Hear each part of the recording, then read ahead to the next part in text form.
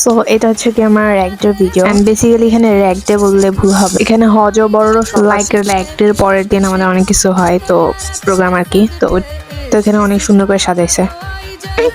ক্লাসের মেয়েরা আমাদের ঢুকতে দেয়নি, ঢোকা যাবে না এমন তো ভাব করছে।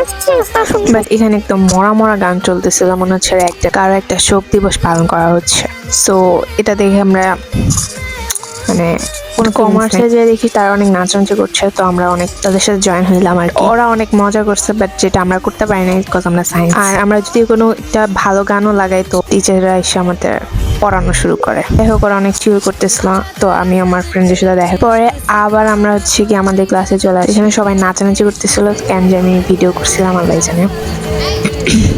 সো দেন এখানে আমরা একটা ভিডিও করতেছিলাম, পরে নিচে নেমে দেখি সবাই অনেক রং খেলতেছে। রং টং খেলে সবাই একদম কি একটা অবস্থা, যাই হোক। দেন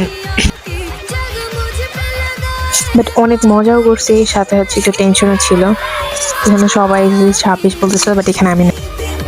সাথে এখানে কয়েকটা মিসেদের পিক নেওয়া হয়, এখানে আমরা কি করতেছিলাম জানি না। দেন এখানে মিসেদের একটা ভিডিও করা হয়, যেখানে মিস হচ্ছে একটা মিস অ্যাকাউন্টিনা একটা মিসকে বলতেছিল এই কথাটা। দেন এই ব্রেক ডে শেষে কয়েকদিন পর আমাদের স্কুলে মেলা লাগে, যেখানে আমরা তো ভাই মেলা লাগছে, মানে অনেকগুলো স্টল ছিল, বাট আমার কিছু নেই। ইউ নো গাইস, আমরা গরিবস। বাট মেলাটা অনেক সুন্দর হয়েছিল, মেলাটার একটা ভিডিও করা হয়, আমার ফ্রেন্ড করছে আর কি।